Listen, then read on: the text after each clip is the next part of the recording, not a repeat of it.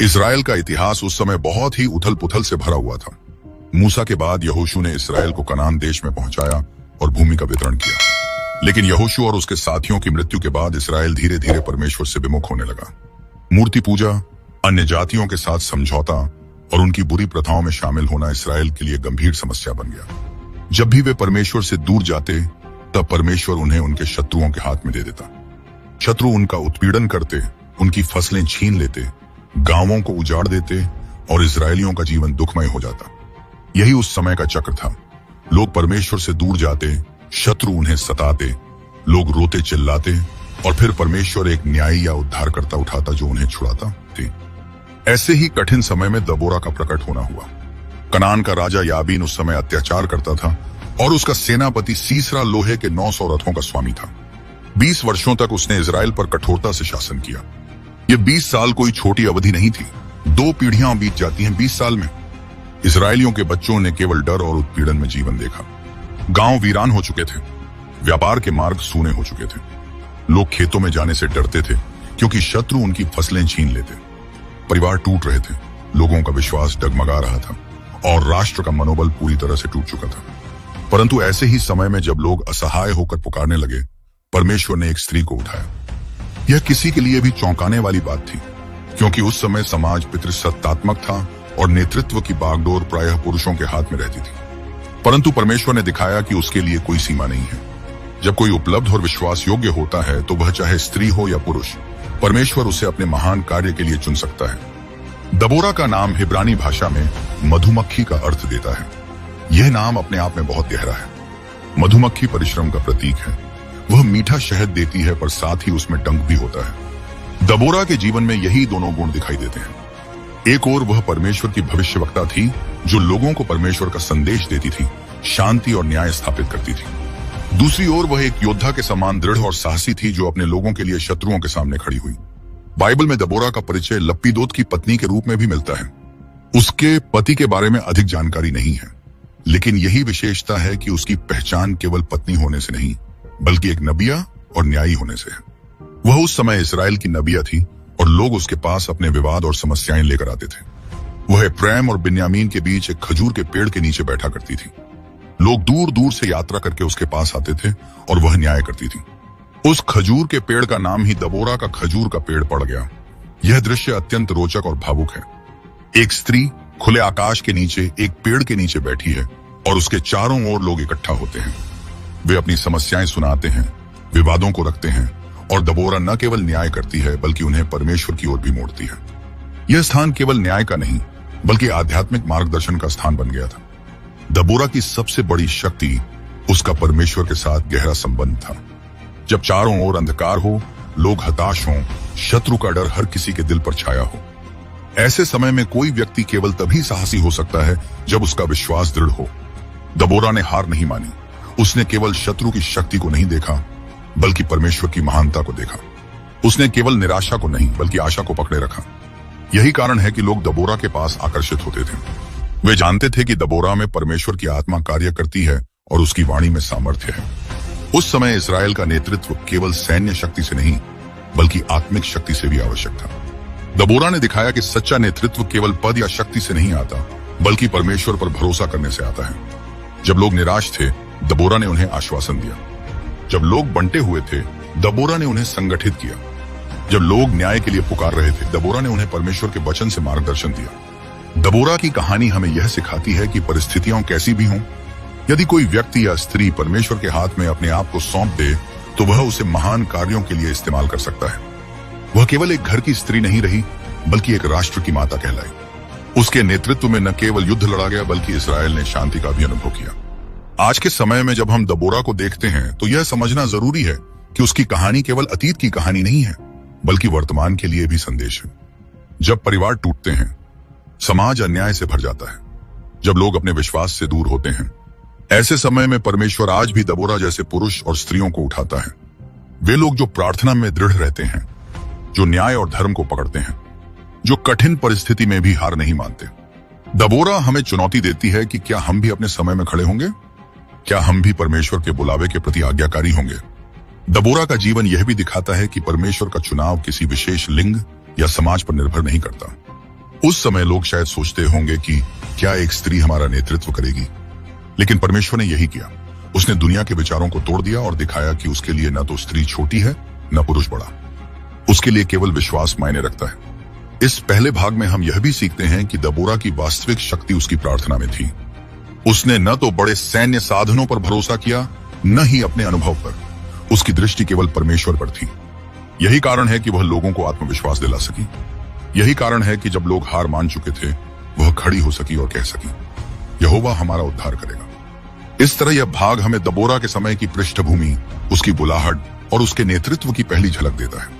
यह कहानी केवल एक स्त्री की कहानी नहीं है, बल्कि यह विश्वास और परमेश्वर की सामर्थ्य की कहानी है। दबोरा ने दिखाया कि जब सब कुछ बिखर रहा हो, तब भी एक व्यक्ति का विश्वास पूरे राष्ट्र को उठाने के लिए पर्याप्त हो सकता है।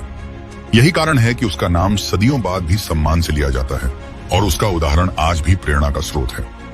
दबोरा का जीवन केवल एक नबिया और न्यायी के रूप में नहीं रुका, बल्कि परमेश्वर ने उसे इस्राएल की मुक्ति की योजना में और भी महान कार्यों के लिए इस्तेमाल किया। जब इस्राएल शत्रुओं के अत्याचार से कराह रहा था और लोग दबोरा के पास न्याय और मार्गदर्शन के लिए आ रहे थे, तब परमेश्वर ने उसके द्वारा एक विशेष संदेश दिया। यह संदेश केवल व्यक्तिगत शांति का नहीं था, बल्कि पूरे राष्ट्र के उद्धार का था। कनानी सेनापति सीसरा अपने लोहे के 900 रथों और विशाल सेना के साथ इजरायलियों को कुचल रहा था। 20 साल का यह आतंक इतना गहरा था कि लोग अपने घरों से बाहर निकलने से डरते थे। खेत उजड़ चुके थे, गांव खाली हो चुके थे और लोग निराशा में डूबे हुए थे। ऐसे समय में दबोरा ने परमेश्वर की वाणी को सुना और उस वाणी ने उसे कार्यवाही के लिए प्रेरित किया। दबोरा ने नफ्ताली गोत्र से बाराक नामक एक वीर पुरुष को बुलवाया। बाराक एक सेनानी था, लेकिन परिस्थिति की गंभीरता और शत्रु की शक्ति को देखकर वह स्वयं भी हिचकिचा रहा था। दबोरा ने उसे कहा, क्या यहोवा ने आज्ञा नहीं दी है कि तू जाकर ताबोर पर्वत पर चढ़ और नप्ताली और जबूलूनियों के लोगों में से 10,000 मनुष्यों को अपने संग ले जा। यहोवा कहता है कि मैं सीसरा को, उसके रथों और उसकी सारी सेना को किशोन नदी के पास तेरे हाथ में कर दूंगा। यह वचन अत्यंत महत्वपूर्ण है। यहाँ दबोरा एक सामान्य आदेश नहीं दे रही, बल्कि परमेश्वर का वचन सुना रही है। परमेश्वर की ओर से निश्चित प्रतिज्ञा दी गई थी कि विजय इजराइल की होगी, लेकिन बाराक का उत्तर उसके डर और संकोच को प्रकट करता है। उसने दबोरा से कहा, यदि तू मेरे साथ जाएगी तो मैं जाऊंगा, पर यदि तू मेरे साथ न जाएगी तो मैं नहीं जाऊंगा। यह कथन बाराक के मन की स्थिति को उजागर करता है। वह शत्रु की शक्ति को देखकर डरा हुआ था और उसे अपने नेतृत्व पर भरोसा नहीं था, लेकिन उसने दबोरा में परमेश्वर की सामर्थ्य देखी। इसलिए उसने कहा कि यदि नबिया साथ चलेगी तो उसमें आत्मविश्वास होगा। यह किसी भी समय का सत्य है कि जब परमेश्वर का वचन और उसकी उपस्थिति हमारे साथ होती है, तभी हम शत्रु के सामने खड़े होने का साहस पाते हैं। दबोरा ने बिना देर किए उत्तर दिया, मैं तेरे संग अवश्य चलूंगी, परंतु इस यात्रा का मान तुझे नहीं मिलेगा, क्योंकि यहोवा सीसरा को एक स्त्री के अधीन कर देगा। यह कथन अपने आप में बहुत गहरा है।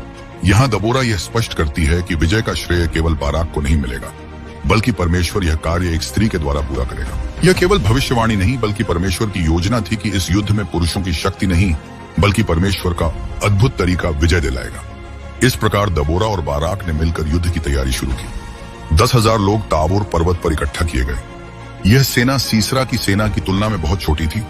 सीसरा के पास लोहे के रथ थे, प्रशिक्षित सैनिक थे और विशाल शक्ति थी, लेकिन दबोरा और बाराक की सेना परमेश्वर के आदेश पर खड़ी की गई थी। यहाँ यह स्पष्ट होता है कि परमेश्वर के लिए संख्या या साधन मायने नहीं रखते। उसके लिए आज्ञाकारिता और विश्वास ही सबसे महत्वपूर्ण है। जैसे ही सीसरा को पता चला कि इस्राएली लोग एकत्रित हो रहे हैं, वह अपने 900 लोहे के रथों और बड़ी सेना को लेकर किशोन नदी की ओर बढ़ा। यह दृश्य भयावह था। धूल का गुबार उड़ता होगा, लोहे के रथों की गड़गड़ाहट सुनाई देती होगी और इस्राएली योद्धा शायद मन ही मन कांप रहे होंगे। लेकिन दबोरा का विश्वास अडिग था। उसने बाराक से कहा, उठ, क्योंकि आज का दिन वह दिन है जिसमें यहोवा ने सीसरा को तेरे हाथ में कर दिया है। क्या यहोवा तेरे आगे आगे नहीं गया? यह वचन अत्यंत सामर्थी है। दबोरा यहाँ केवल आदेश नहीं दे रही, बल्कि बाराक के मन में विश्वास जगा रही है। वह उसे याद दिला रही है कि युद्ध में पहला कदम मन की विजय है। यदि तू मान ले कि यहोवा तेरे आगे है तो तू विजय पाएगा। बाराक ने यह सुनकर साहस किया और अपने 10,000 योद्धाओं को लेकर ताबोर पर्वत से उतरा। उधर सीसरा अपने रथों और सेना के साथ आ गया। लेकिन जब युद्ध आरंभ हुआ तो परमेश्वर ने अद्भुत रीति से हस्तक्षेप किया। बाइबल कहती है कि यहोवा ने सीसरा और उसके सारे रथों और सारी सेना को बाराक के सामने तलवार के मारे घबरा दिया। ऐसा माना जाता है कि उस समय अचानक भारी वर्षा हुई, नदी उमड़ पड़ी और रथ कीचड़ में फंस गए। जिन रथों पर सीसरा का गर्व था वे ही उसके लिए अभिशाप बन गए। परमेश्वर ने प्रकृति का उपयोग करके शत्रु को पराजित किया। बाराक और उसकी सेना ने पूरे जोश से शत्रु को काटा और उनका पीछा किया। सीसरा घबराकर अपने रथ को छोड़कर पैदल ही भागा। यह वही सीसरा था जो वर्षों तक इस्राएल को भयभीत करता रहा, परंतु अब वह स्वयं भाग रहा था। यह दृश्य दिखाता है कि जब परमेश्वर अपने लोगों के लिए उठता है तो सबसे बड़ा शत्रु भी घुटनों पर आ जाता है। सीसरा भागते भागते हेबेर केनी की पत्नी याएल के डेरे में पहुंचा। लेकिन यहां यह स्पष्ट होता है कि दबोरा की भविष्यवाणी पूरी हो रही थी कि सीसरा एक स्त्री के हाथ में दिया जाएगा। परमेश्वर की योजना बड़ी अद्भुत होती है। इस पूरे युद्ध का सार यही है कि जब लोग हार मान चुके हों और शत्रु शक्तिशाली हो, तब भी यदि कोई स्त्री या पुरुष विश्वास के साथ खड़ा हो तो परमेश्वर अद्भुत कार्य कर सकता है। दबोरा का साहस और विश्वास इस्राएलियों के लिए प्रेरणा बन गया। उसने दिखाया कि परमेश्वर की शक्ति से कमजोर भी शक्तिशाली को परास्त कर सकते हैं। आज के समय में यह शिक्षा हमें भी उतनी ही प्रासंगिक है। हमारी लड़ाई रथों और तलवारों से नहीं होती, लेकिन हमारी समस्याएं कभी कभी उतनी ही बड़ी लगती हैं जितनी सीसरा की सेना थी। आर्थिक कठिनाई, पारिवारिक टूटन, बीमारी या आत्मिक निराशा, ये सब हमारे सामने लोहे के रथों जैसे खड़े हो सकते हैं। लेकिन दबोरा की तरह यदि हम भी कहें, क्या यहोवा तेरे आगे आगे नहीं गया, तो हमें भी विजय मिलेगी, क्योंकि परमेश्वर वही है। वह कल, आज और सदा एक समान है। दबोरा की नेतृत्व क्षमता भी यहाँ अद्भुत रूप से प्रकट होती है। उसने बाराक को प्रेरित किया, सैनिकों को संगठित किया और लोगों को याद दिलाया कि यह युद्ध उनका नहीं परमेश्वर का है। एक सच्चा नेता वही होता है जो लोगों को परमेश्वर की ओर इंगित करे, न कि अपने बल की ओर। दबोरा ने यही किया। उसने अपने नाम की महिमा नहीं चाही, बल्कि परमेश्वर की महिमा चाही। उसने बाराक को साहस दिया, सेना को विश्वास दिलाया और राष्ट्र को आशा दी। यह भी ध्यान देने योग्य है कि दबोरा ने सेना का नेतृत्व स्वयं मैदान में जाकर किया। उसने केवल शब्दों से प्रेरणा नहीं दी, बल्कि वह स्वयं उनके साथ खड़ी रही। यही कारण है कि बाराक ने कहा था, यदि तू मेरे साथ जाएगी तो मैं जाऊंगा, और सचमुच उसकी उपस्थिति से लोगों को विश्वास मिला। यही एक आध्यात्मिक नेता का गुण है। वह केवल दूर से सलाह नहीं देता, बल्कि लोगों के साथ खड़ा रहता है। युद्ध की यह कहानी केवल सैन्य संघर्ष की नहीं, बल्कि विश्वास की कहानी है। यह विश्वास बनाम डर की कहानी है। बाराक डर रहा था, लेकिन दबोरा ने विश्वास जगाया। सीसरा अपने रथों पर घमंड करता था, लेकिन परमेश्वर ने उन्हें कीचड़ में फंसा दिया। इजराइल निराश था, लेकिन परमेश्वर ने उन्हें विजय दी। यही जीवन का सिद्धांत है। जब हम परमेश्वर पर भरोसा करते हैं तो डर, घमंड और निराशा सब पराजित होते हैं। इस भाग के अंत में हम देखते हैं कि इजराइल ने एक महान विजय पाई, लेकिन यह केवल शुरुआत थी। दबोरा और बाराक ने विजय का गीत गाया, जो अगले भाग में विस्तार से आएगा। इस गीत में उन्होंने परमेश्वर की महिमा की और उसकी सामर्थ्य को स्वीकार किया। यही हमें भी करना चाहिए। हर विजय का श्रेय परमेश्वर को देना चाहिए। युद्ध समाप्त हो चुका था। कनानी सेनापति सीसरा, जो वर्षों से इस्राएलियों के दिलों में आतंक बनकर बैठा था, अब धराशायी हो चुका था। उसकी सेना पराजित हो गई थी। उसके लोहे के रथ कीचड़ में धंस गए थे और उसकी शक्ति टूट चुकी थी। बाराक और उसके योद्धाओं ने उसे मैदान से भागने पर विवश कर दिया था। सीसरा, जो कभी हजारों सैनिकों का स्वामी था, अब अकेला और असहाय हो गया था। वह दौड़ता हुआ याएल के डेरे में पहुंचा। याएल, जो हेबेर केनी की पत्नी थी, ने उसे अपने तंबू में शरण दी। सीसरा को लगा कि अब वह सुरक्षित है। उसने पानी मांगा। याएल ने उसे दूध दिया। उसने उसे आराम से बैठाया और तंबू की चादर से ढक दिया। थका हुआ सेनापति गहरी नींद में सो गया, लेकिन याएल ने उसी समय यहोवा की योजना को पूरा किया। उसने तंबू की खूंटी और हथौड़ा उठाया और सोए हुए सीसरा की कनपट्टी में ऐसा ठोक दिया कि खूंटी पार होकर भूमि में धंस गई। वह तो थका था ही, इसलिए गहरी नींद में सो रहा था, अतः वह मर गया। इस प्रकार भविष्यवाणी पूरी हुई। यहोवा सीसरा को एक स्त्री के अधीन कर देगा। जब बाराक याएल के डेरे तक पहुंचा तो उसने देखा कि सीसरा मरा पड़ा है और याएल ने उसे हरा दिया है। यह दृश्य अद्भुत था। परमेश्वर ने वह कार्य पूरा कर दिया जो मानव शक्ति से असंभव था। इस तरह इजराइल को अपने सबसे बड़े शत्रु से मुक्ति मिली। उस दिन से कनान का राजा याबीन धीरे धीरे दबने लगा और अंततः इजरायलियों ने उसे पूरी तरह नष्ट कर दिया। युद्ध की समाप्ति के बाद दबोरा और बाराक ने एक ऐसा गीत गाया जो बाइबल में दबोरा का गीत या विजय का गीत के नाम से जाना जाता है। यह गीत न्यायियों की पुस्तक के 5वें अध्याय में विस्तृत रूप से लिखा है। यह गीत न केवल युद्ध का वर्णन करता है, बल्कि परमेश्वर की सामर्थ्य और उसकी महिमा को ऊंचा उठाता है। यह गीत इस्राएल के इतिहास का एक महत्वपूर्ण हिस्सा है, क्योंकि इसमें विश्वास, कृतज्ञता और परमेश्वर की स्तुति की गूंज सुनाई देती है।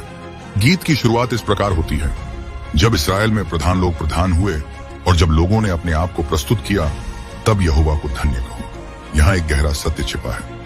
जब लोग स्वेच्छा से आगे बढ़ते हैं और अपने को परमेश्वर की योजना में लगाते हैं, तभी विजय होती है। दबोरा लोगों को यह याद दिलाती है कि यह विजय किसी एक व्यक्ति की नहीं, बल्कि उन सबकी है जिन्होंने अपने आप को परमेश्वर के लिए प्रस्तुत किया। गीत में विभिन्न गोत्रों का उल्लेख है। कुछ ने युद्ध में भाग लिया और साहस दिखाया, जबकि कुछ पीछे रह गए और निष्क्रिय रहे। उदाहरण के लिए जबूलूनियों और नप्ताली ने वीरता दिखाई और अपने प्राणों को भी तुच्छ जाना, लेकिन रूबेन के गोत्र ने केवल विचार विमर्श किया और युद्ध में सम्मिलित नहीं हुए। इस गीत के माध्यम से दबोरा ने स्पष्ट कर दिया कि परमेश्वर उन लोगों को आशीष देता है जो उसके बुलावे पर तुरंत आज्ञा मानते हैं। यह संदेश आज भी उतना ही सामर्थी है। केवल सोचने से या योजना बनाने से कुछ नहीं होता। वास्तविक आशीष आज्ञाकारिता और कार्य में निहित है। गीत में सीसरा की माता का भी उल्लेख है। वह अपनी खिड़की पर बैठी अपने पुत्र का इंतजार कर रही है और सोचती है कि क्यों वह देर कर रहा है। उसकी सहेलियां उसे ढांढस बंधाती हैं कि शायद वह युद्ध से लूट बांट रहा होगा, लेकिन उसे यह पता नहीं था कि उसका पुत्र अब जीवित ही नहीं है। यह चित्रण अत्यंत भावुक है और यह दिखाता है कि जो लोग परमेश्वर के विरुद्ध खड़े होते हैं, उनका अंत कैसा होता है। दबोरा के गीत का सबसे महत्वपूर्ण पहलू यह है कि उसमें बार बार यहोवा की सामर्थ्य को ऊंचा उठाया गया है। दबोरा ने इस विजय का श्रेय न अपने आप को दिया, न बाराक को, न सेना को, बल्कि केवल यहोवा को। उसने कहा, हे यहोवा, जब तू सेईर से चला, जब तू एदोम के मैदानों से आगे बढ़ा, तब पृथ्वी कांप उठी और आकाश से वर्षा हुई। यह पंक्ति दर्शाती है कि युद्ध में वास्तविक योद्धा परमेश्वर ही था। गीत समाप्त होता है इस प्रार्थना के साथ, हे यहोवा, तेरे सब शत्रु इस प्रकार नाश हों, परंतु जो तुझसे प्रेम रखते हैं वे सूर्य के निकलने की सी शोभा पाते हैं। यह वाक्य न केवल उस समय के लिए बल्कि हर युग के लिए सत्य है। परमेश्वर से प्रेम करने वालों का जीवन प्रकाशमान होता है और उनके शत्रु मिट जाते हैं। इस गीत के बाद बाइबल बताती है कि देश में 40 वर्ष तक शांति रही। यह शांति केवल युद्ध की समाप्ति के कारण नहीं थी, बल्कि इसलिए भी क्योंकि लोग फिर से परमेश्वर की ओर लौटे। दबोरा के नेतृत्व ने राष्ट्र को न केवल बाहरी शत्रु से मुक्त किया, बल्कि आत्मिक रूप से भी उसे परमेश्वर की ओर खींचा। दबोरा की विरासत आज भी प्रेरणा का स्रोत है। उसने दिखाया कि एक स्त्री भी परमेश्वर की योजना में अद्भुत कार्य कर सकती है। उसने यह प्रमाणित किया कि सच्चा नेतृत्व केवल शक्ति या पद से नहीं, बल्कि विश्वास और आज्ञाकारिता से आता है। उसने यह भी दिखाया कि परमेश्वर की स्तुति करना और उसकी महिमा को स्वीकार करना हर विजय का सबसे महत्वपूर्ण हिस्सा है। आज की दुनिया में जब हम दबोरा को देखते हैं, तो यह स्पष्ट संदेश मिलता है कि हमें भी अपने जीवन के युद्धों में उसी तरह विश्वास करना चाहिए। हमारी समस्याएं चाहे कितनी भी बड़ी क्यों ना हो, यदि हम परमेश्वर पर भरोसा करें तो वह हमारे लिए भी युद्ध करेगा।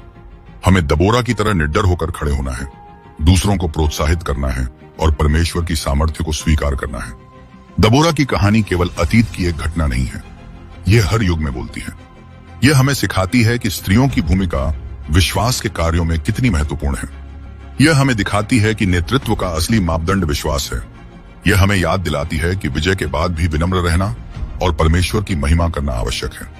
और यह हमें प्रेरित करती है कि हम अपने समय में भी परमेश्वर के बुलावे को पहचानें और उसका पालन करें। इस प्रकार दबोरा का गीत और उसकी विरासत एक अमर गाथा बन जाती है। इसराइल ने 40 वर्ष की शांति का अनुभव किया क्योंकि एक स्त्री ने विश्वास के साथ खड़े होकर कहा, क्या यहोवा तेरे आगे आगे नहीं गया? यही वाक्य आज भी हमें प्रेरित करता है। जब हम अपने जीवन की लड़ाइयों का सामना करते हैं, तो हमें भी यह विश्वास रखना चाहिए कि यहोवा हमारे आगे आगे चलता है। यदि इस वीडियो ने आपके हृदय को छू लिया है, तो इसे अपने परिवार और मित्रों तक जरूर पहुंचाएं, क्योंकि आपका एक छोटा सा कदम किसी के जीवन में आशा, शांति और उद्धार का कारण बन सकता है।